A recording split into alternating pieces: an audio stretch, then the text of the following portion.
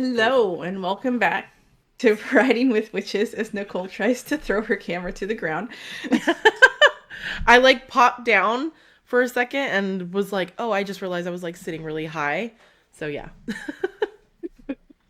Um, this is the podcast where a couple of witches talk about writing books and tips and tricks on helping you not only plan, but write and publish your books if you are an indie publisher or looking at independently publishing your book. My name is Leona Urbanski, and my debut novel is coming out hopefully April of 2026. That is the deadline I'm aiming for. My co-host is. I am Nicole Autumn. I am the author of the Secret Society series. I have 3 books currently published, and the 4th one will be coming out hopefully soon. Hopefully soon. Hopefully soon. So today we are talking about planning again, but this time it's planning a series or trilogy, depending on how long your story goes. But before that, any other book news? So, unfortunately, I do think I'm going to have to move the publication date back. I was hoping to be roughly December, but seeing as it's already November 8th, as in the time of filming this, I don't know if that's going to happen. I was pushing for it, and I just don't want to rush this last one. I've rushed before and missed mistakes, and this time I'm trying to make sure I get everything going. So book news is most likely publication date won't be until beginning of 2026. Anything for you? I'm just gonna say it happens. I mean, you've been watching me push and push and push, so Yeah. I'm so close, man. I can just taste it. I've got I know. eight, 7 or 8 chapters left. I'm almost at the next 10 chapter chunk to send you. And once I do that, I know I only have 6 chapters left. So I'm just trying to chug along, trying to do it, and grad school is done for this Thank semester as goodness. of I know it's first week of November. We're filming this, and I'm finally able to breathe. Yeah. So yeah, no, I'm just gonna charge ahead and try and there's not a whole lot that I'm gonna have to change in these next few chapters. So mainly just wording choices. There's not a lot of scenes that are gonna change. Mm-hmm. So I just gotta sit down and do it. Yeah. See, and I'm at that chapter, I think I'm 49, but this chapter is going to be completely rewritten. So technically it's a new chapter. I'm adding a whole new chapter, and then I have to go back into it. So I'm still roughly sitting at, I think, at 7 or 8 chapters as well. We're neck and neck in finishing it with each other. It's funny. So yeah, I'm sitting right at the same mark that you are, and I'm having to rewrite a whole new chapter to fill in the gaps at this point.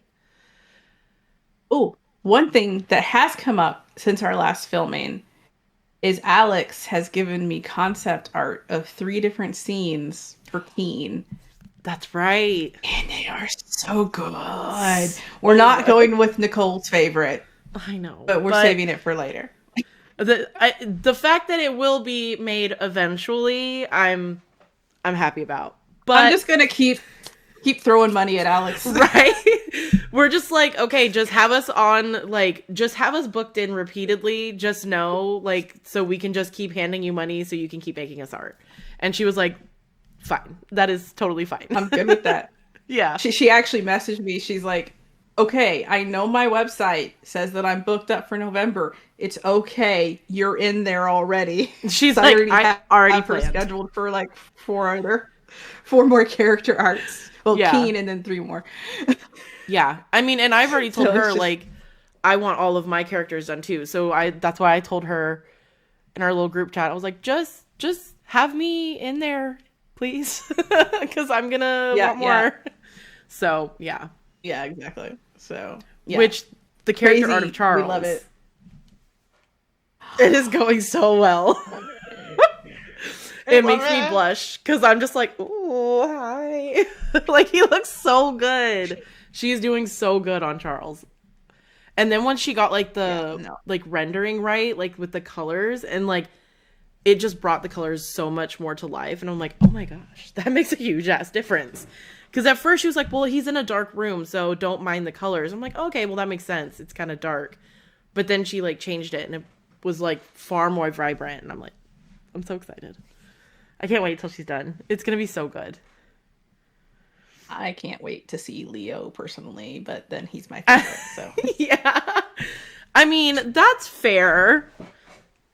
He's definitely a good one.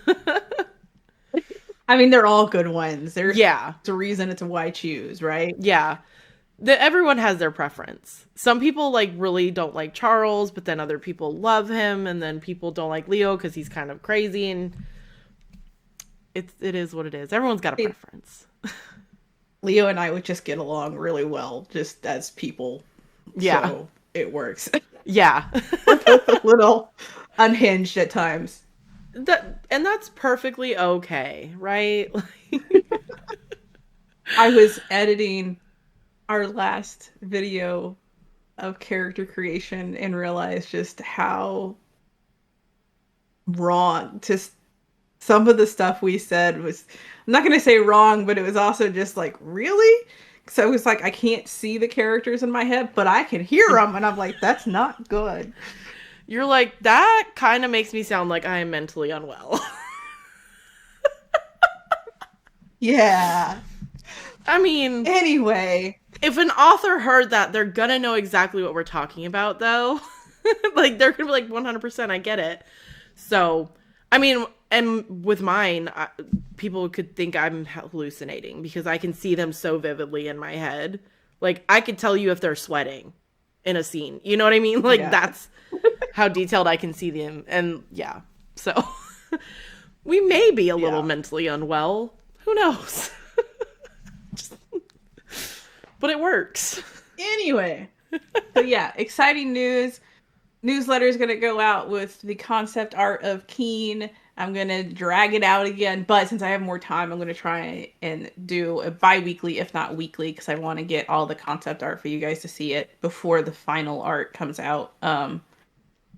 It's so epic. The one we picked is just so epic, and I love it. And it's just perfectly a scene in the book. And Alex is like, it just came to me. She's like, I know this isn't a scene in the book. I was like, it is. You just haven't gotten to it yet. Yeah.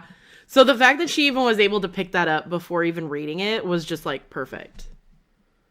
Yeah, it was just like she was meant to draw this for me. Mm-hmm. It's like we all came together. So perfect timing. for a reason. Yeah. Yes. Okay. Planning. Yes, planning. So in this episode, we're talking specifically about planning series and or trilogies. So I think I may have said I didn't plan for this to be a series, my original book.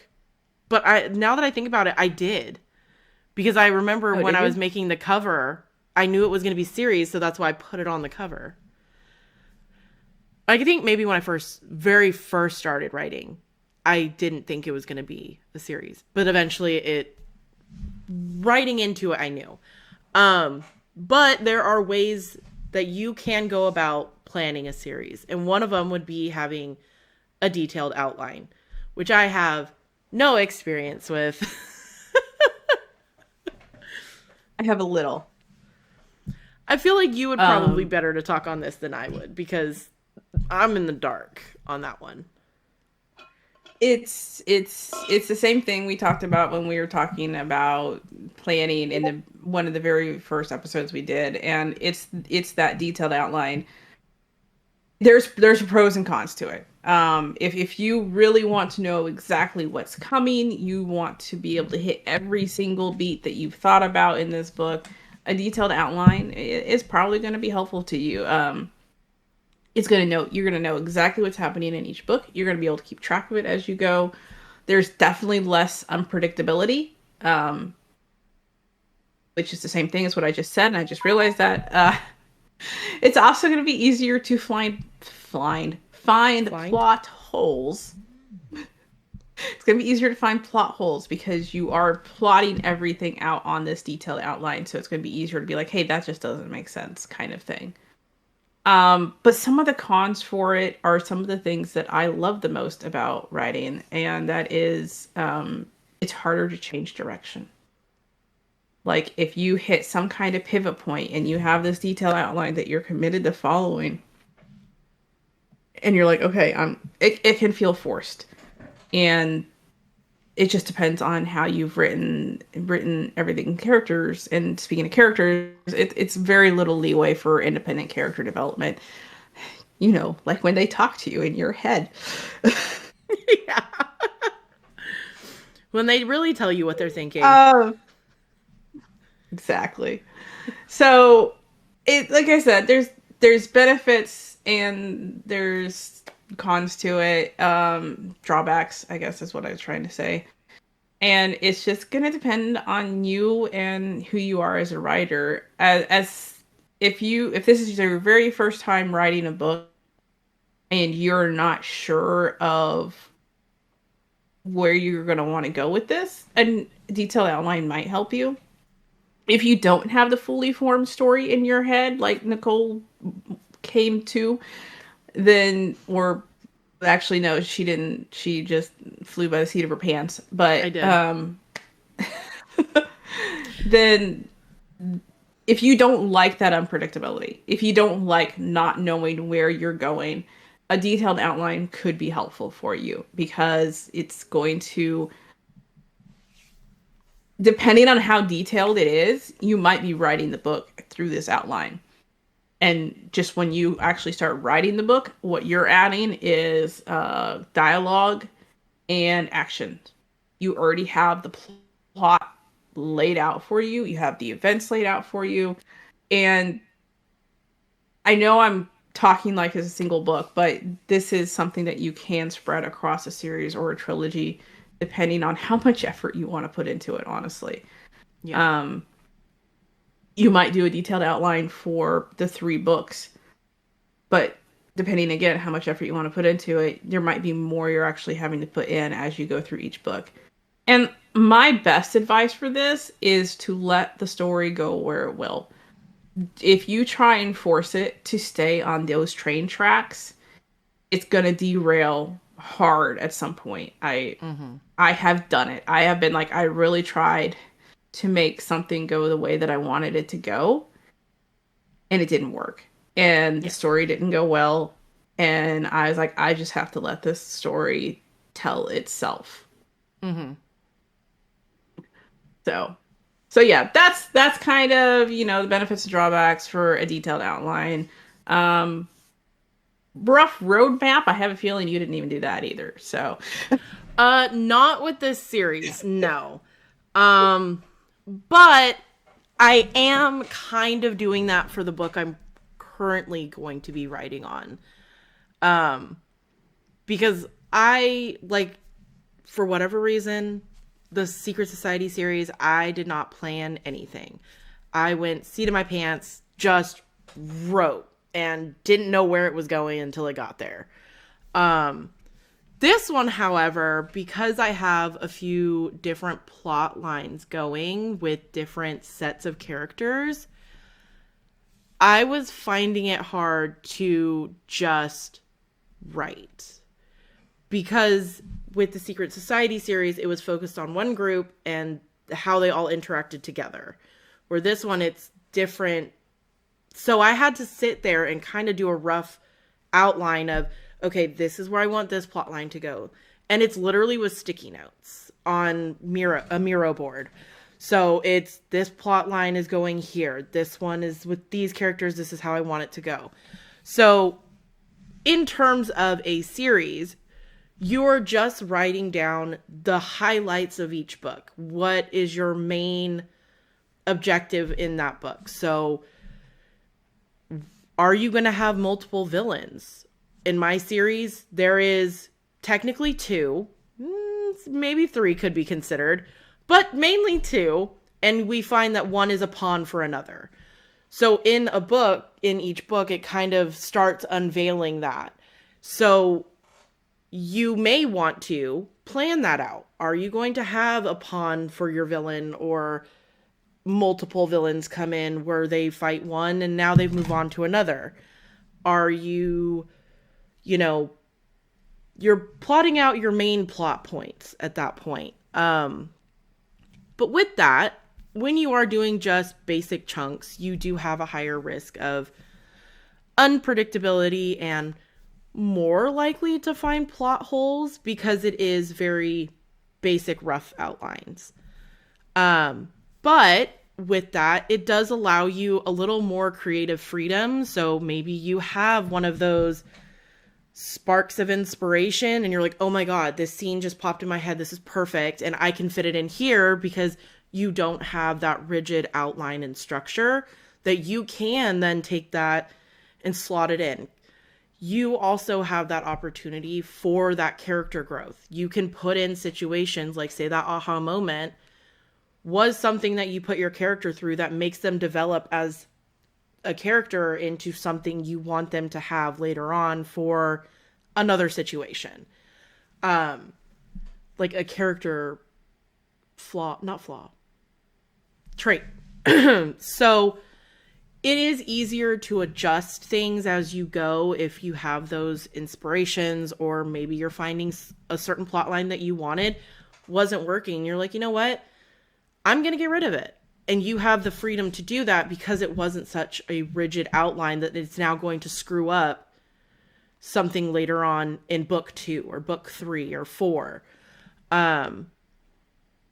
So you're able to just build more off of it and giving you that creative freedom instead of just, going by the letter from your outline that you rigidly wrote. So, yeah. No, it's like I said, there's benefits and drawbacks to both. Like if you don't like that unpredictability, if you don't like letting the story drag you where it's will, then you might want to do the detailed outline. But if you're like, hey, I just want to map out, what are major events that need to happen here throughout the book, and like you said, like what villains or what antagonists are they going to be facing, what plot lines are they going to be chasing. I think having the rough roadmap also lets you put in more event building details. And what I mean by that is you're going to be stacking up these details as you go towards whatever major event is going to be the climax of this book. And as you go, each climax of this book is going to affect the climax of the next book, and then the next book, and then the next book if you're writing more than a trilogy. So I feel like that it builds up those layers, which can be harder to do in a detailed outline because you have a set number of books that you're going to stick to. And so depending on how you write it and when you publish it, because like I know if I published Fire Magic before I did this rewrite, then a lot of the details that happen in the second book, Blood Magic, don't make sense. So honestly, if you can handle holding off releasing the trilogy until it's all written, I would. I can't handle that. So I can't either. To get it out there because I've waited for so long.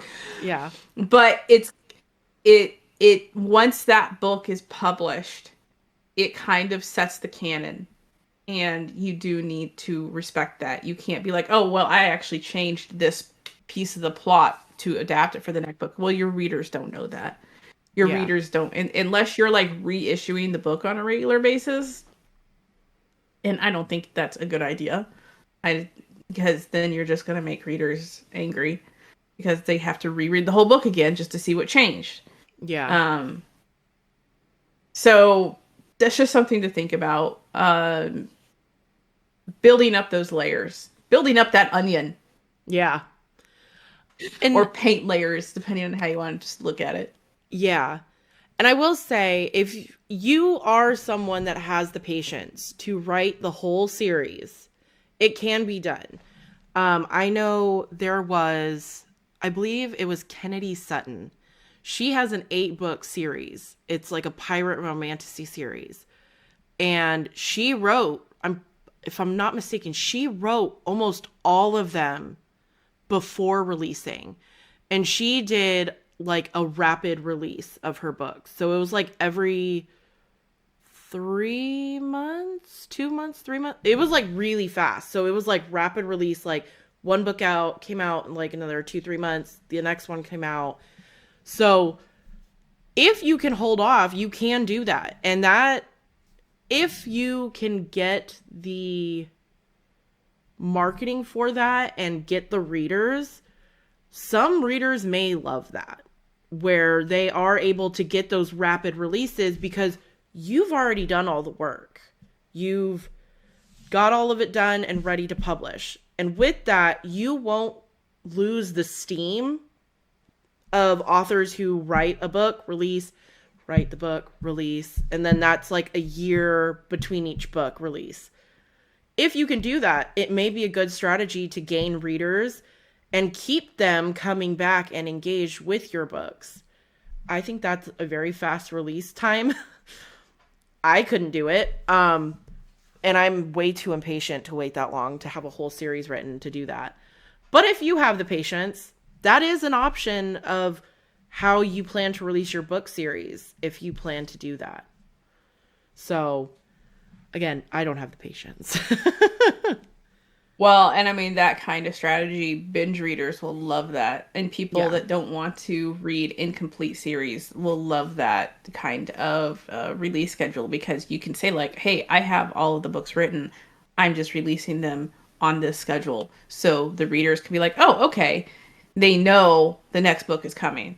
It's Yeah. not an uncertainty of, have you written this book? How long is it going to take to write this book? Is Yeah. this book written yet? Where's the next book? Yep. you So, know? yeah, you make a good point because the binge readers, when they want to read one book after another, a 2 month wait is nowhere near compared to a year and a half for the next book. And knowing, like you said, having that uncertainty of if it's even written or not, it doesn't exist because you're like, yes, the books are all written, they're all done. I'm just releasing them on a 2-3 month schedule. So Yeah. it is something to definitely consider if you have the willpower and patience to do that. Because one thing that I actually have been reiterating with my marketing on Fire Magic is I'm like, the second book is already written. Yeah. So people know that, yes, the second book is already ready to, it's not ready to go, but it is written.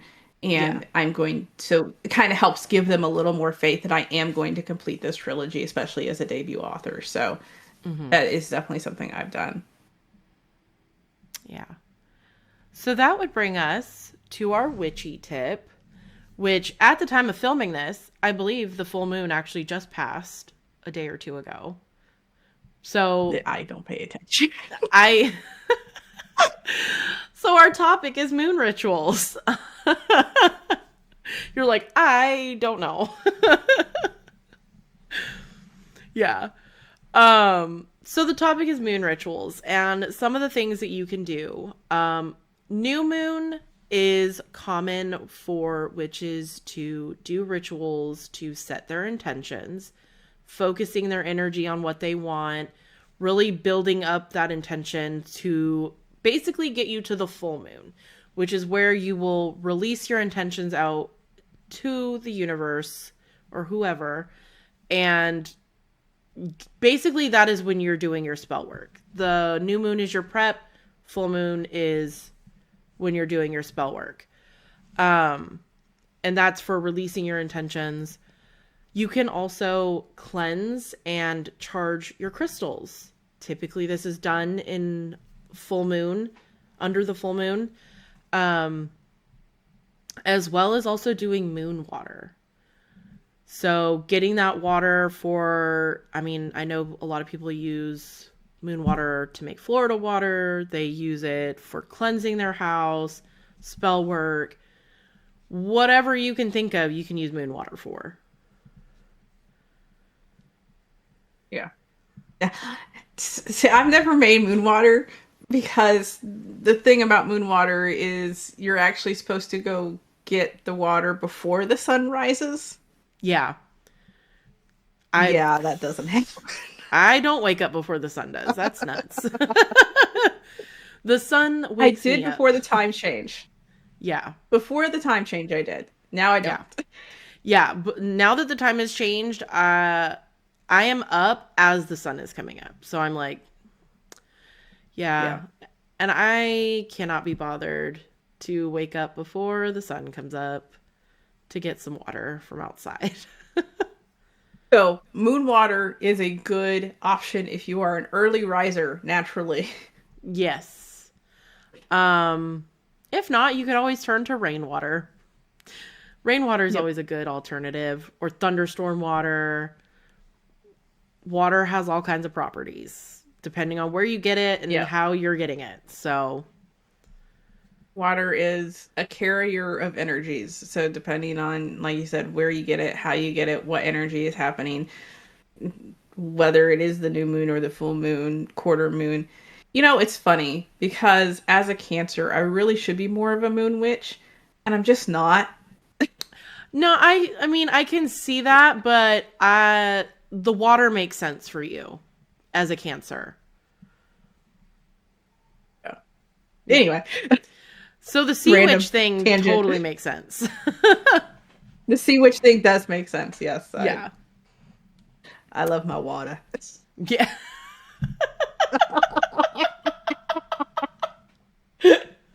That was too good. No idea. Honestly, Just that random, was random ass. that was giving a little bit of Waterboy, Adam Sandler's Waterboy. The sad thing is, I've never seen that movie, so I'll take your word for it. Oh my gosh, it's funny. I mean, he has a special type of sense of humor, so if you're not into it, you're not into it. But it is pretty No, funny. not really.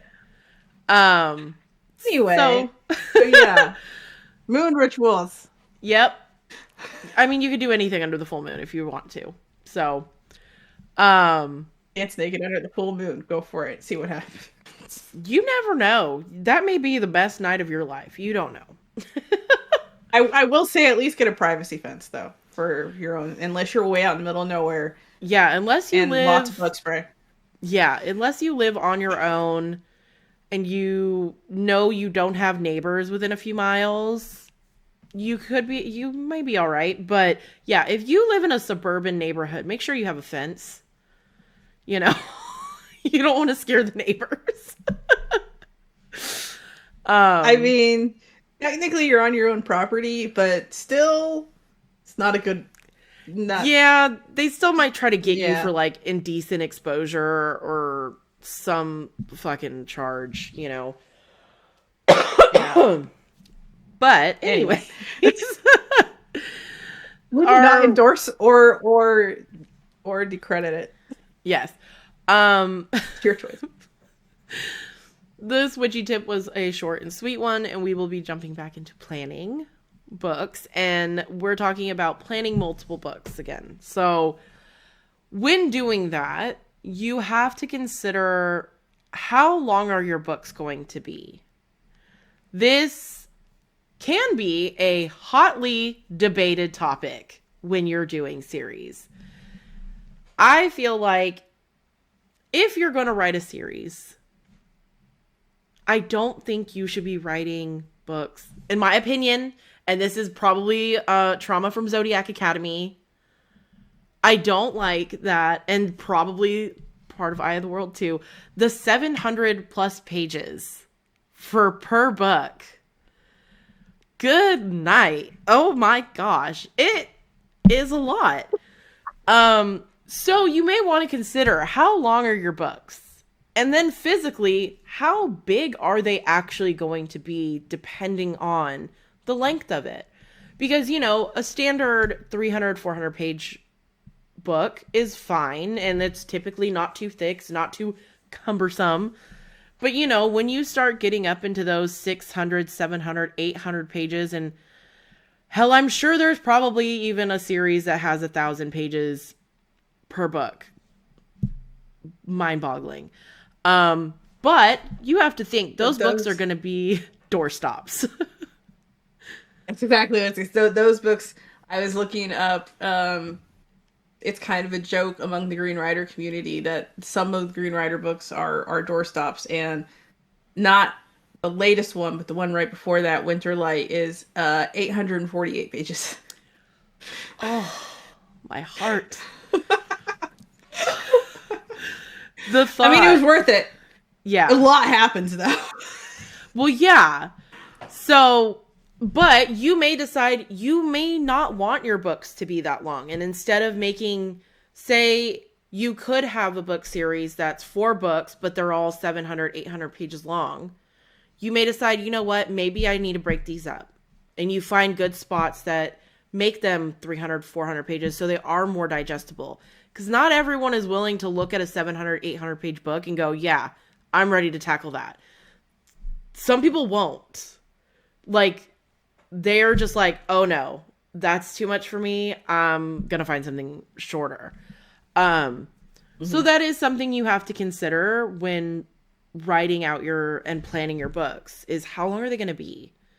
Because again, there are some people that love the challenge and others that will look at that page number and keep it on trucking in the book aisle. You know what I mean? Or on their page where they're looking to buy books. So consider that. Yeah, no, it's definitely like that. That is actually a valid concern I have about fire magic. Is I haven't put it into A4 sizing yet to see how long it's going to be in that Yeah. sizing, but I'm willing to put money it's going to be 600 to 700 pages long. And it's Because funny because I don't feel like it is that long. When I've read it, I don't feel like it's that long. But I don't know. Maybe.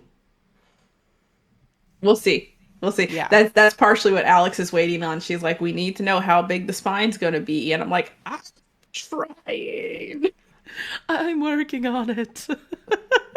Yeah, pretty much. So um yeah, it depends on, there's a crowd for both sides. There's a crowd that only wants the shorter books. There's a crowd that only wants the bigger books, and then there's the crowd that's pan book size, yeah. which is me. I'll read it. Like I read Eye of the World. I turned around and I read like 150-page novella. So Yeah. I'm fine either way. I just keep chugging along at it. Yeah. Some people it's not a problem and others they're like absolutely not. Like my husband is joking with me because I am literally 3 chapters from finishing Eye of the World still because I got distracted because my son's birthday and all that stuff. And he has now since finished his Brandon Sanderson book that he read. And he is rubbing it in my face. He's like, I read this book before you and finished it before you finished Eye of the World. He's like, that's sad. And he's a new reader. So this was like his biggest book that he has picked up. And it's like over 500 pages. So this is the biggest book he's started reading. And he's like, I'm going to laugh if I finish my book before you finish Eye of the World. So now he's rubbing my face in it that he's finished. I still have 3 chapters left. So yeah. I don't know what to tell you. There is a crowd for every book length. So take that with what you will.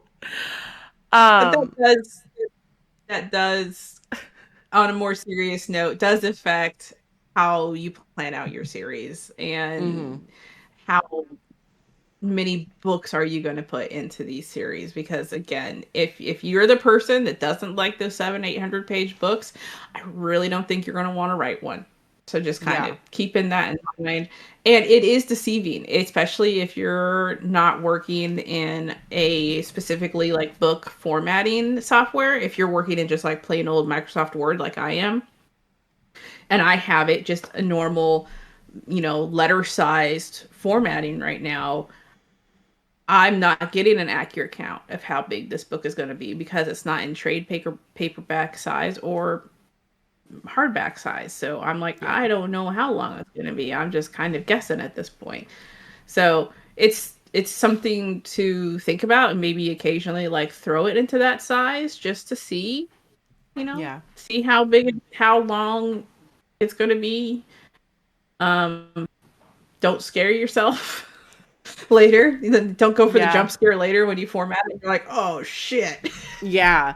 Because that could be an issue if you weren't planning to have a book that large for whatever reason. Like maybe you did pay a cover designer and you're like, oh, yeah, it should be this many pages. And then you do put it into a formatting situation and you're like, oh, crud.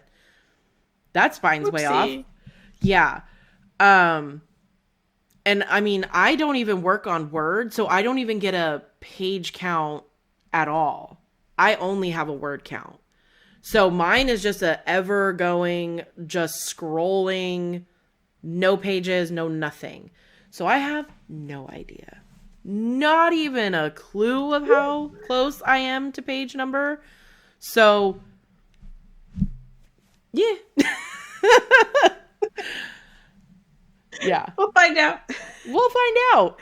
So, but you also have to figure out if you are planning your series, where are you breaking up your story at? Are you going to leave it on a cliffhanger? Are you going to give them a nugget of resolution and then a cliffhanger where, they come in and you're like, oh shit, now I have to read the second book? So you have to decide in what spots are you breaking your books up. And that in itself can be a challenge of how you're going to end it and still give your readers a sense of, I don't know, accomplishment. Or I like to give them something at the end of the book, some type of resolution of what's happening. So, but then I may throw in something that they're like, oh God, now I like to do that where it's like, this problem is solved, but now we have this problem. Read book 2 to find out more. So you have to decide if that's something you're wanting to do or if you are wanting to wrap it up nice and neatly and they go to book 2 and it's something entirely new that they come across. Or you could be that author that leaves them on a complete cliffhanger. And then people are either very angry at you because you do risk that with cliffhangers. It could either be really great or people get mad.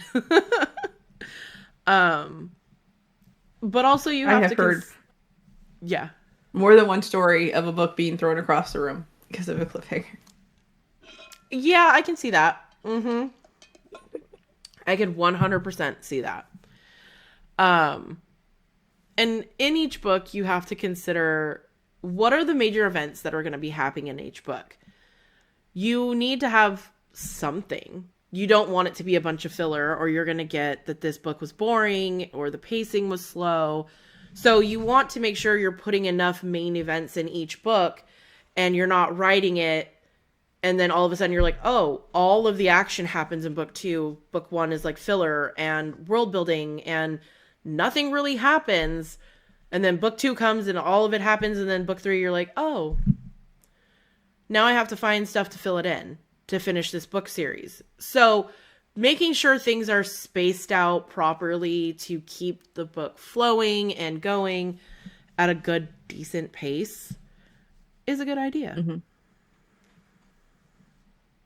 Yeah, no, pacing. I mean, really, when you're planning a series, honestly, I think it is all about pacing. It's making sure that it's at a pace that's going to keep your reader's interest, while at the same time not go so fast that you're suddenly wrapping up everything around the middle of the second book. Yeah. So you have to have a little filler in there, and I know a lot of people that appreciate having these what we would call filler moments or just quiet moments because it kind of lets them take a breath from all the action that's been happening.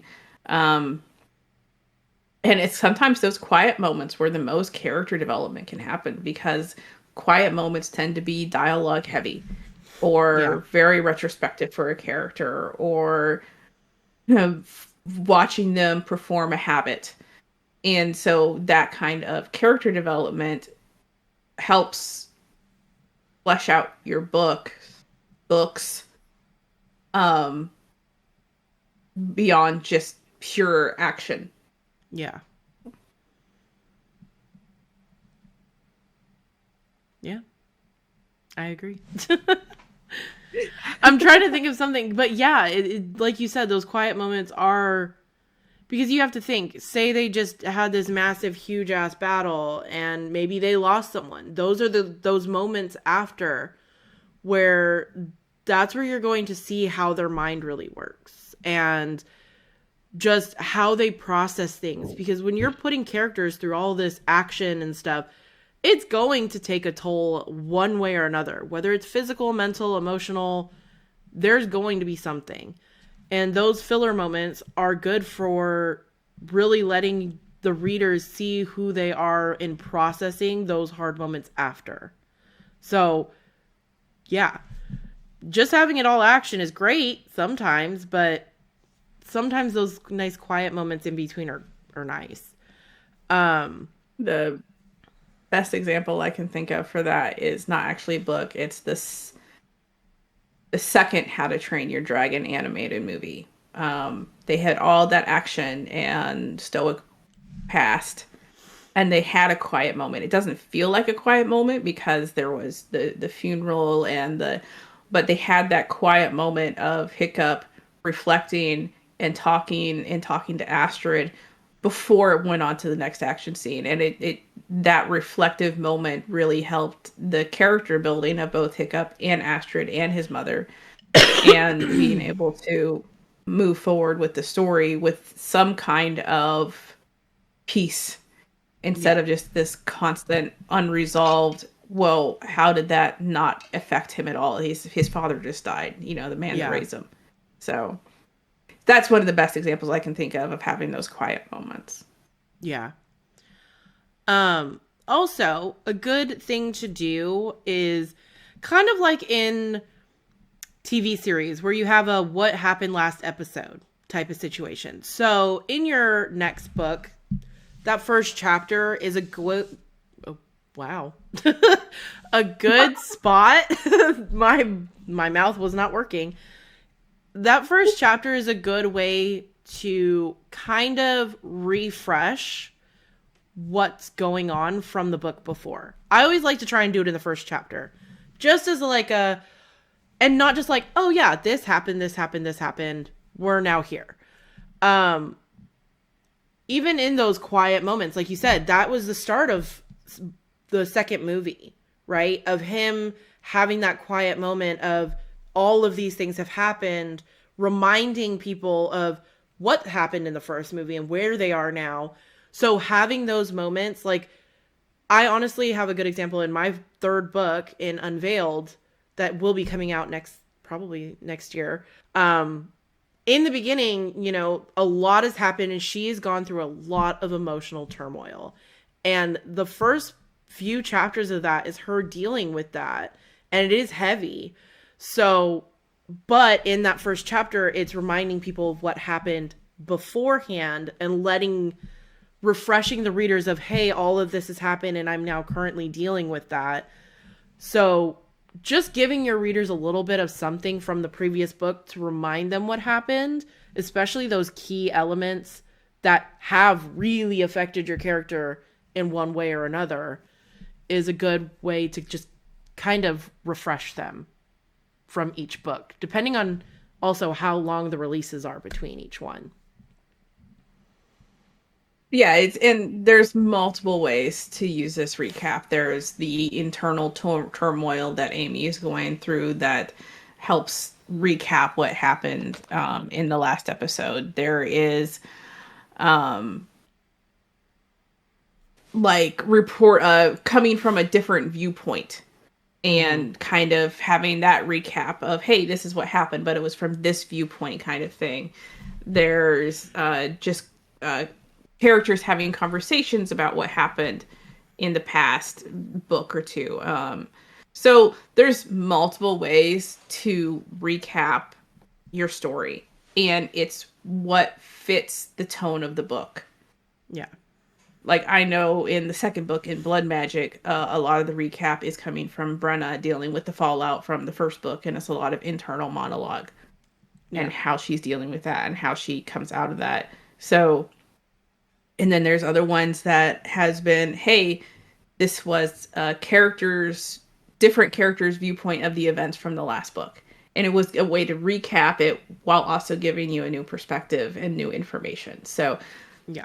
it's what you think will fit with your book and how you're writing your book. I think how you chose was probably the best way, especially given you do a first person POV Yeah. with yours. And I think that really helped that fit nicely into how you write. So, Yeah. Yeah, you definitely have to decide how what will work best, like you said. You know, sometimes another person's POV may be better than your own characters because sometimes seeing what is happening to someone from the outside, you're like, damn. You know, like it's like that friend you have that all of a sudden they start trauma dumping on you and you're like, holy crap, you've gone through a lot. And they're like, what do you mean? Like this? No, I haven't. this And is you're like, normal. what? You're like, no, no, no. You've gone through a lot. So that's outside perspective can really shine light on how bad maybe a character has gone through some shit, you know? Um, so the yeah, definitely picking which way to tell the recap is another thing to consider. And there's nothing authors like more than dragging their characters through some more trauma. Oh, yes. We just love it. Um so then that would bring us to trilogies. So I feel like you should take this one because you specifically planned yours in a trilogy, where mine just kind of happened to kind of be a trilogy with a novella. I was going series, but then it ended up being three. So, Cut you short there. yeah. Um, trilogies are a normal format, and this is a personal opinion, but I think that comes because of the 3-act template that a lot of creative authors, writing instructors will have you follow. And it makes sense. I mean, even when you don't plan it out, there tends to be 3 acts within a book. You can kind of roughly map them out. That's just human storytelling. Mm-hmm. But the thing that you need to keep in mind, if your books don't fit into the convenience, don't conveniently fit into the 3 acts, break out of it. You don't have to stick to a trilogy. The best example I can think of this for right now is wow, I can't speak tonight either. One of those Sylvia nights. Mercedes, yeah, her Soul Cursed? No, her War Bride series. She specifically said she's like this was intended to be 3 books because of everything that happened is turning into 4 books, which is great. That gives us more to read. We're thrilled, you know. But she wasn't afraid to be like, hey, this story needs more time. So, but if you go past that 3 act template, be prepared for your story to get more complex as Yeah. you are building more and more and more layers the longer you go. Um, Shannon McGuire's Toby Day series, I don't know how she has that thing planned out. She says she does, and I believe her. I'm like, that is a long series. So is the Encrypted series.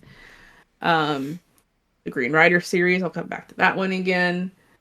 Elise Kova's Air Awakens books are like 7 or 8 books. Yeah. So be aware that the further you go down that rabbit hole, the more little floating objects are going to come with you, like your Alice going down that rabbit hole. So you are going to keep attracting more. That analogy is just not working. You're going to keep adding layers, and you need to keep Yeah. track of all of those layers, and you need to keep track of all those plot lines and those characters. There's a reason that authors use their own personal wikis. Yeah. I if I had one, I would 100% be using mine because Yeah. yeah. Yeah. I couldn't even I imagine. have a specific section in my I tend to write my first drafts in Microsoft OneNote, and I have a specific section just for notes, and there's like one page that's just characters, who they are, where they showed up, are they alive, are they dead, what are they. There's one Are they page alive? Are they for dead? Sorry. Just how when you did they said it. die, how did they die. um Yeah. there's one page for the events that have happened. There's one page, how did I describe that horse that they're riding, so that I don't have someone coming back to me later going, that was a red horse before, and now it's yellow. And I'm like, shit. You're right. So, Yeah. so be prepared for that notebook to grow. However, you're keeping track, and you really should be trying to keep track of that kind of stuff, some way, shape, or form. Highly suggest you try and keep track of it.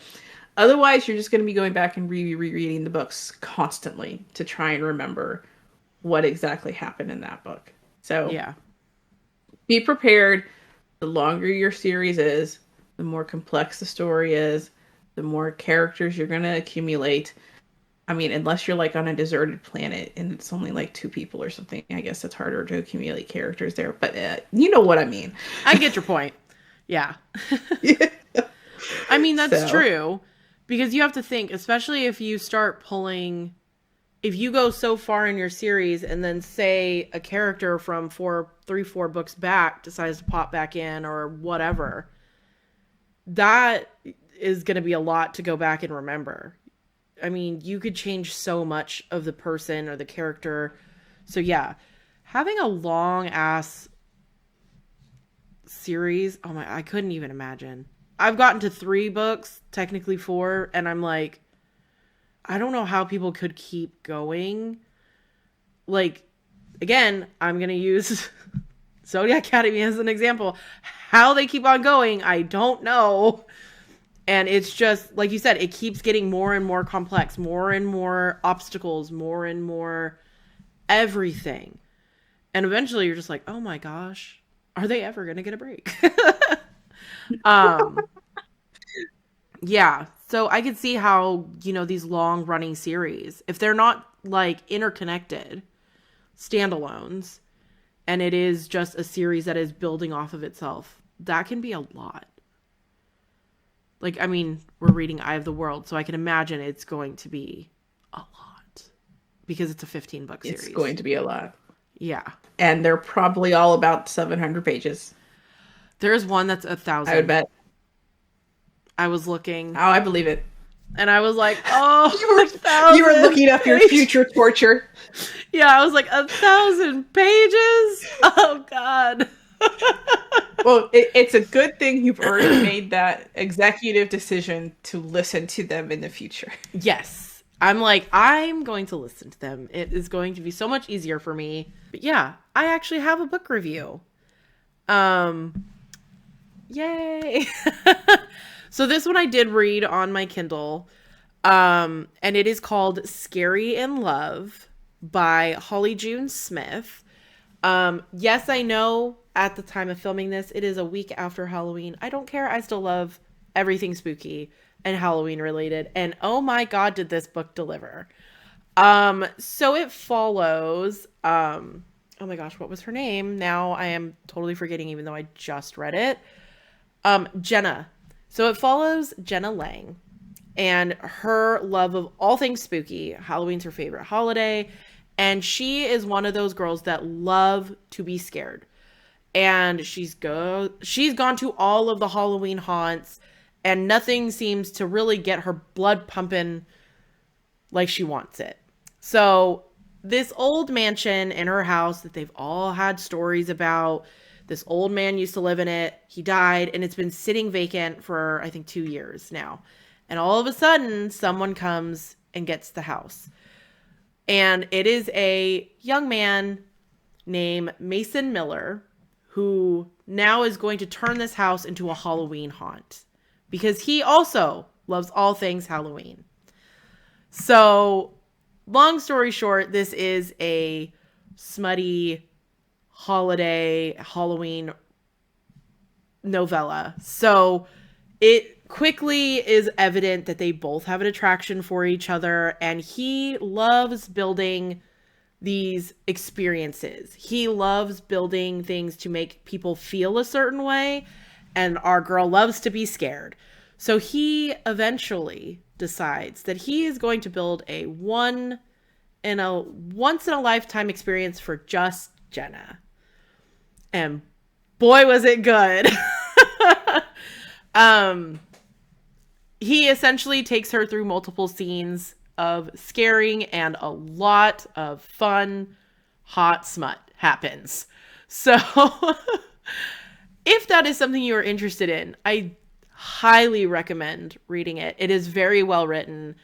I loved the witty banter between the two, the outright flirtations where even they were kind of shocked that they said it. They're like, "Oh, okay." It was, and there is some good like comedy moments in there that will make you giggle and kind of kick your feet. You're like, "Oh my god, that was so funny." um, so if you like Halloween year round and you're one of those people that love being scared, it definitely delivers on that. You kind of get your heart racing reading it in these experiences because you get so into it that even you forget that they're kind of not real. That this is all staged, it's planned, and you're like, "Oh my god, this is kind of terrifying." Kind of hot. Let's be honest. um so yeah, it is a short novella. It's like I think it's like 159 pages. On here it's saying it's 173. So I think that's accounting for like the front pages and back pages and stuff. Um but it is a quick read. I got it read in 2 days, and that was literally reading some last night and then earlier today. So it is fast, it's fun, a little spooky, definitely hot. So I definitely suggest picking it up. I gave it a 5-star for it being like a good. It was really well written too. Like it was so good. It had some chili spice in there. Wait, say that again. It cut out for a second. Had some chili spice in there. Oh yeah, for sure. So my book reviews. Ignore the scene change. Technical Yes. difficulties. Yes. We will not address them. Okay. So I read, thank God this is close to the end of the episode. Oh, there we go. Sorry, there was a pop-up on my computer. No, you're good. I was like, not again. Yeah, I know. Sorry. All right, before he goes out on us again, I read Forked, a lighthearted utensil romance by Ruth Cardello. Oh my God. This thing is hilarious. I know it made the rounds on social media like probably a while ago, like must have been like probably a year or so at this point. And I just like I needed something short and easy to read, and this thing was only like 170 pages. And if you don't actually know what this book is about, it basically starts with a girl named Mercedes that really likes this fork, you know, sterling silver, beautiful, old-fashioned heavyweight fork, and she drops the fork one day, gets under the table to retrieve it, and suddenly there's just a man standing there. That's This so hot as wild. hell soldier in dress uniform with his medals going, where am I? Oh. And are you the one that I've been feeling? And you find out that this is a super soldier from World War II who somehow got transformed into a fork. But he could feel while he was in this fork. like one of the best lines in this book was asked Mercedes, his name's Hugh, by the way. He asked Mercedes, "Did you lick the fork from tip to tip the other day?" And she's like, "Well, there was ice cream on the handle and I had to get it off." And he's like, "I felt that." Oh my god! It just keeps going from there. Just Oh keeps my going. gosh. And I actually read, there's 4 books in the series. I've read the first 3. I'm on the 4th one right now. It's forked, spooned, knifed, and serviced. Oh. I can only imagine what that 4th one is about. Actually kind of disappointing, I'm not gonna lie. Anyway, I Oh haven't actually no. finished it yet, but at the point where I'm at, it was kind of disappointing. I fully expected there's 3 utensils on the cover of this book. I expected all 3 utensils to be involved with the woman that woke them up, all right? Yeah. And they they they aren't, and it's disappointing. Anyway, Ew. but forked, Bummer. spooned, and knifed. No. Forked, spooned, and knife are all hilarious. And it's supposed to be a lighthearted utensil romance. And yes, it is. But at the same time, they're dealing with a lot of shit because these were guys, think Captain America origin story from World War II Yeah. with injections and shit. And them dealing with it and then finding out that they've been utensils for 80 years. That's wild. There's some heavy shit going down. Yeah. But there is smut because guess what? These utensils vibrate.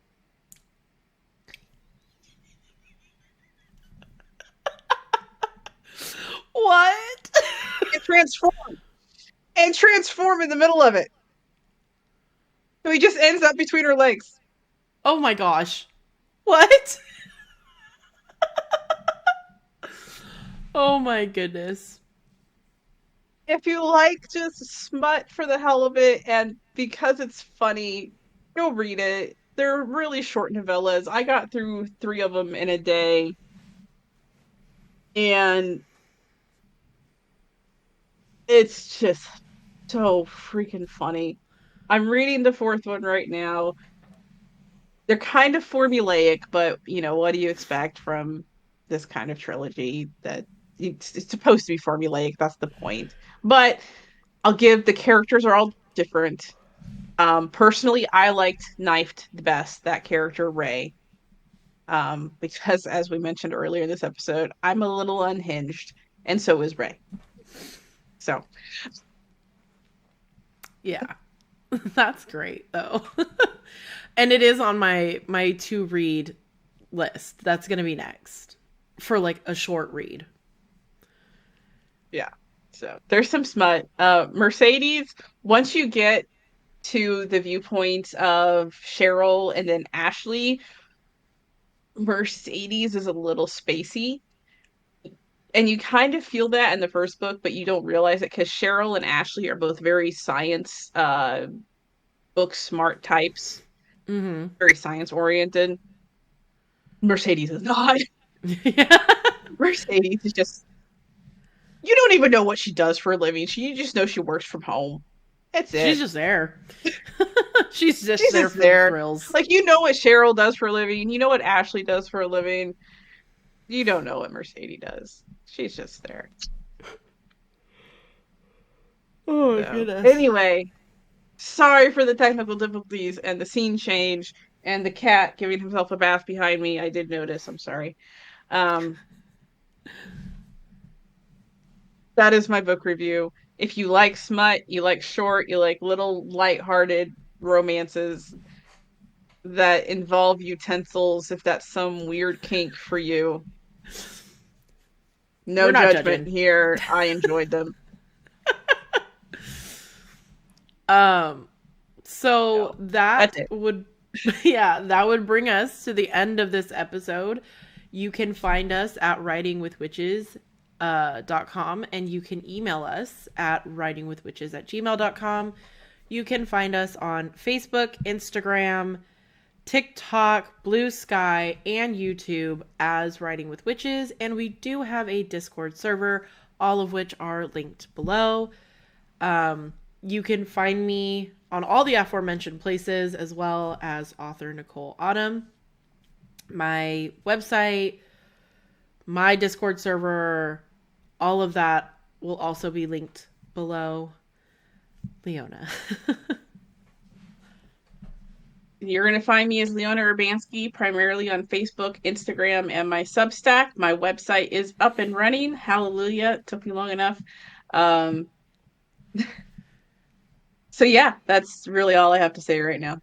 That's the only places you're still going to find me, because TikTok is still banned my account for some reason. I don't know why. I am not going to the energy of trying to fix it. Honestly, and like even our TikTok account for the podcast, I am almost positive we are like shadow banned. We get like 0 views. So I still keep posting for the hopes that someone may see it. But we're not getting the views. But anyways, next episode, we're going to take a little bit of a detour off of the writing train, and we will be discussing our buddy read, which is Robert Jordan's Wheel of Time, The Eye of the World. So you'll get to hear all of our opinions on the book. They are lengthy, because it is a lengthy book. Yes. So if that is something you'd be interested in, feel free to come and hang out with us next episode. And we will see you guys later. Bye. Bye.